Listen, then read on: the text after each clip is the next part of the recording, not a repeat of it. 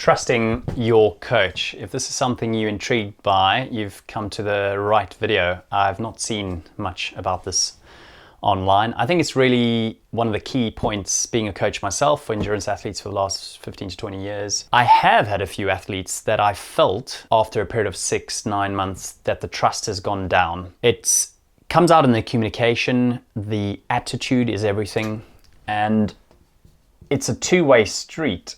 So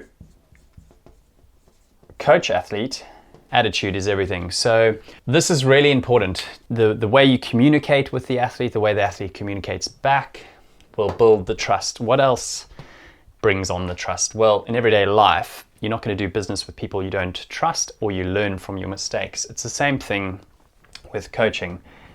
I find, these are my views, having done this for a while, it is a relationship. You end up speaking to us probably more than your partner a lot of the time, especially when you're building up for a race. So that builds back into trust. Of course, it's a huge relationship. You need to know that the person has experience, ideally in coaching the sport they've chosen, or having raced and done what the athlete's been asked to do themselves. That builds up the trust as well. And of course, we need to have knowledge in our trade, in our skill set, and that builds the trust with the athlete, knowing that what you prescribed is exactly the right thing. If you don't trust the process, you're not going to believe that the outcome is what you're after is going to happen. So we hear this all the time. Outcome, don't focus on that. We do have these goals. I want to achieve a 10-hour Ironman. I want to go to Hawaii. I want to run a sub-3 marathon. Whatever it is, there's nothing wrong with that goal focused. But when training becomes very focused about the numbers, you forget about this key area of the process. And you start lacking the belief, again, of the process that your coach has taken you down, or the road or the journey to then build the developing skills to get your outcome. So that's why I wanted to touch on how important it is to go down, once you commit, to build up that trust and relationship with your coach, so your dreams, your goals, you can start to see improvement, and then of course with that, performance naturally comes. I mentioned earlier there about it's a two-way communication stream. It's a two-way street. Now here's an example. The athlete will want to do certain things.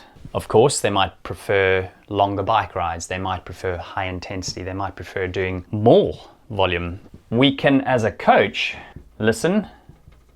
And that's the most important skill, is to listen to the athlete. It's about give and take, so compromise, ultimately to then build back into the trust that you know how to say no when you feel, you trust your gut as a coach, that dosage, that intensity, that extra session, that extra race is too much. So an example with one of my elite runners, back end of the summer, just gone, wanted to race a little bit more, was on a high, on a roll, the performances were coming, the PBs were coming. I was leaning towards saying no, because I had the trust from the athlete over 18 months of building up the rapport. We had a choice to make, communicate that that's probably not a wise decision because of intensity, load, too much for the body to handle, and also quitting while you were ahead.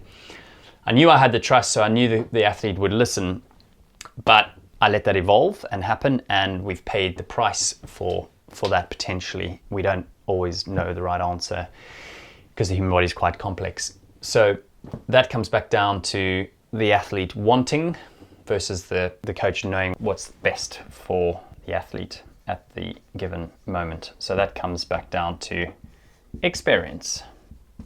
So the athlete has to believe that the coach knows what's best for them. How I get that is listening to the athlete, communicating, asking them, what do you feel you need to work on right now? They might say, oh, I'm lacking speed, which is the classic example with running, or I just feel I'm running out of energy out 4 hours into the bike. Knowing that your coach has the tools in his toolbox or hers, and that comes back to communicating every now and then, drip feeding those bits of information from you to the athlete to build the trust. With the trust comes confidence that the training plan is working, which builds back into process, and then always outcome.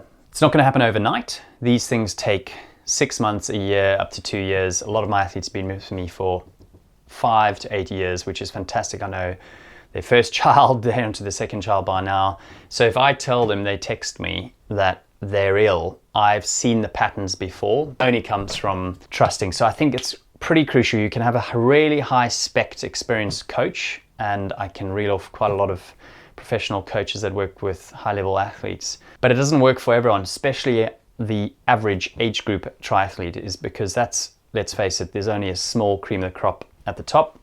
Most of us are in the middle ground or on the beginner side, and without that trust, you are not going to believe what they're saying, and you're going to start second guessing it and asking your mates or asking or looking online. Basically, that's the going down these YouTube rabbit holes to see if you're doing the right thing. As an athlete listening to this, I would ask the right questions, understand why you're doing a certain session, a certain block. I think that's key. I think that's a bare minimum for a coach to be able to answer. Understand where your strengths and weaknesses lie, whether it's physical, mental, or your physiology, and how that fits into the broader sense of your annual training plan, if you like, or your block between, if you break your season up into 3, your winter where you make your gains, your pre-race season, and then your sort of transition period. And it should ebb and flow nicely through that, and you build up consistency year upon year with your training, which we know yields results. That's not what this video is about.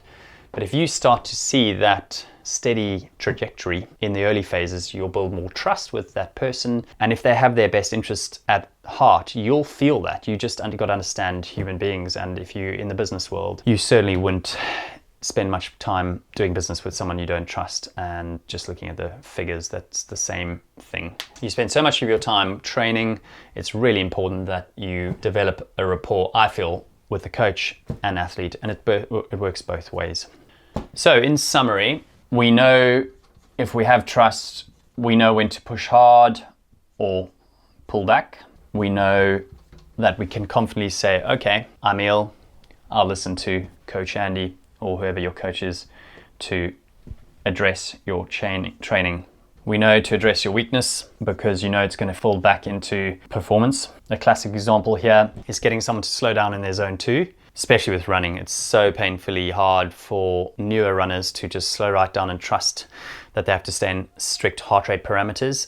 And this always leads to better outcomes down the line. But because they don't know the coach long enough and they're new and they don't understand aerobic training, you've got to word it and give classic examples of how someone will improve over a period of time. Show the evidence of running a 6-minute kilometer, how that'll turn to a 5-minute kilometer in X amount of time based on the individual for the same heart rate.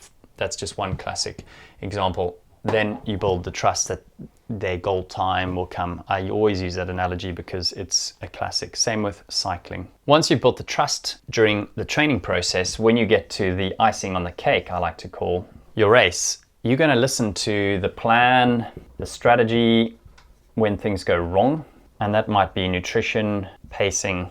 All those things are key, but it just comes back down to the trust you built in the training over the period of time. If you haven't had enough time to work with that coach, then don't force it. You'll know within 3 months, probably 6 months. So this is a key fundamental area. If you're interested more in this, drop me a message, email, Instagram message, or on YouTube, and I can book you in for a free chat just to understand what that might look like for you and if you're interested in coaching going further.